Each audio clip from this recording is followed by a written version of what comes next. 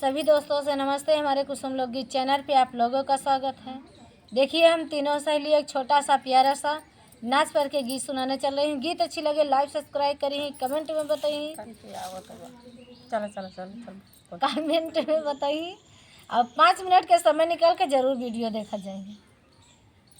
गीत कैसा लगी कमेंट में ज़रूर बताई देंगे कुसुम दीदी से। आइए गीत का सुनाते हैं। शहर गली सैया